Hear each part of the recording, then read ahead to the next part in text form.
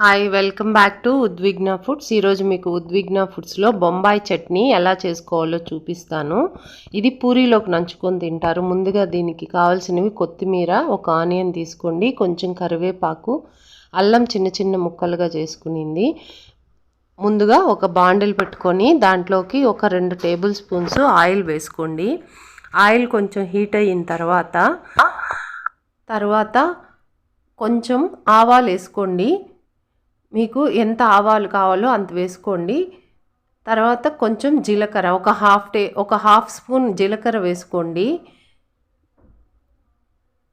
కొంచెంగానే వేసుకోండి జీలకర్ర. తర్వాత మనం అల్లం ముక్కలు చిన్న చిన్నవిగా తరిగి పెట్టుకున్నాం కదా, వేసుకొని కొంచెం శనగపప్పు కూడా వేసుకోండి. ఇది మనం కూరలో తినేటప్పుడు బాగుంటుంది. ఉద్దిపప్పు, ఆవాలు, శనగపప్పు, అల్లము ఇవన్నీ కొంచెం ఫ్రై అయిన తర్వాత ఆయిల్లో మనము పొడవుగా తరిగి పెట్టుకున్న ఒక ఆనియన్ని కూడా వేయాలి. ఆనియన్ వేసిన తర్వాత 2 పచ్చిమిరపకాయలు కూడా వేసుకోవాలి. పచ్చిమిరపకాయలు వేసుకుంటే టేస్ట్ బాగుంటుంది కారానికి. కొంతమంది కారం కూడా వేస్తారు. అలా కాకుండా పచ్చిమిరపకాయ వేసి చూడండి. ఒక 2-3 పచ్చిమిరపకాయలు, లేదు మీకు ఇంకొంచెం కారం కావాలి అని అంటే ఒక 4-5 వేసుకోండి. ఈ కర్రీ పూరీలోకి బాగుంటుంది కాబట్టి, పూరి పిల్లలు ఎక్కువ తింటారు కాబట్టి కొంచెం కారం తక్కువగానే చేసుకోండి.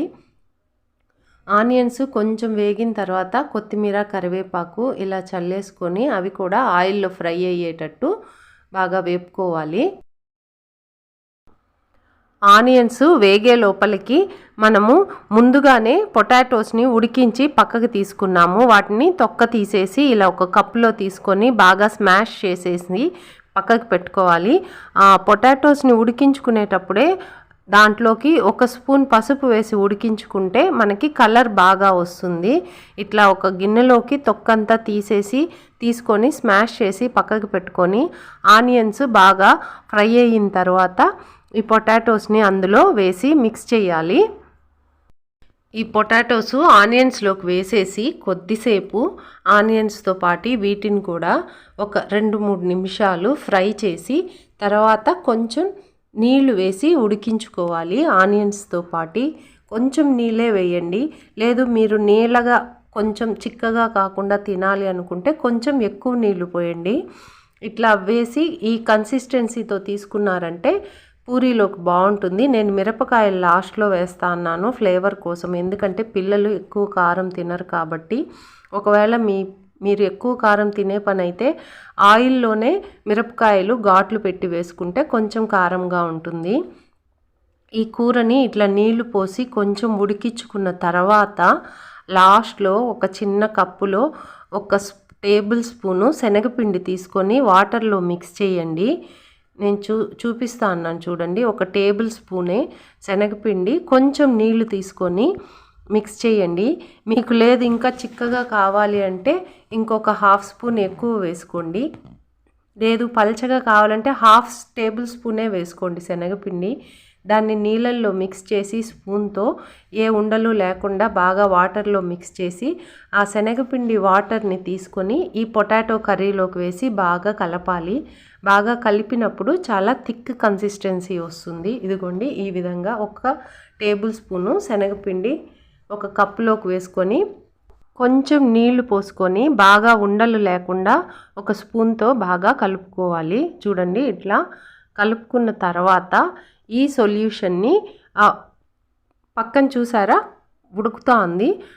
పొటాటో కర్రీ ఆనియన్స్తో బాగా ఉడికిన తర్వాత ఈ శనగపిండిని లాస్ట్లో నీళ్ళల్లో కలుపుకొని వేయాలి. అప్పుడు మీకు టేస్ట్ ఉంటుంది. ఇంత చిక్కగా కలుపుకోండి. లేదు మీకు పల్చగా కావాలంటే ఇంకొన్ని నీళ్ళు ఎక్కువ పోసి పల్చగా చేసుకోండి. ఇలా మొత్తం బాగా ఉడికిన తర్వాత ఈ కలిపి పెట్టుకున్న శనగపిండి వాటర్ని కూరలో వేసి ఒక 2-3 మినిట్స్ ఉడకనివ్వాలి. ఉడకనిచ్చిన తర్వాత స్టవ్ ఆపేసుకుంటే మంచిగా బొంబాయి చట్నీ రెడీ అయిపోతుంది. ఇది కొంతమంది ఇడ్లీలోకి తింటారు, దోశలోకి బాగుంటుంది. కొంచెం నాది థిక్గా అయింది కాబట్టి కొన్ని వాటర్ పోస్తా అన్నాను. మీరు పూరీలోకి అయితే ఎక్సలెంట్ కాంబినేషను, పిల్లలు కూడా బాగా ఇష్టపడి తింటారు. ఇది చల్లగా అయిపోతే బాగుండదు కాబట్టి వేడి వేడిగానే తినాలి. పూరి వేడిగా చేసుకొని ఈ కర్రీ పక్కన పెట్టుకొని పిల్లలకి పెడితే చాలా పూరీలు తింటారు, వాళ్ళు ఇష్టంగా తింటారు. ఒకసారి ట్రై చేసి చూడండి. ఉద్విగ్న ఫుడ్స్ని సబ్స్క్రైబ్ చేయండి.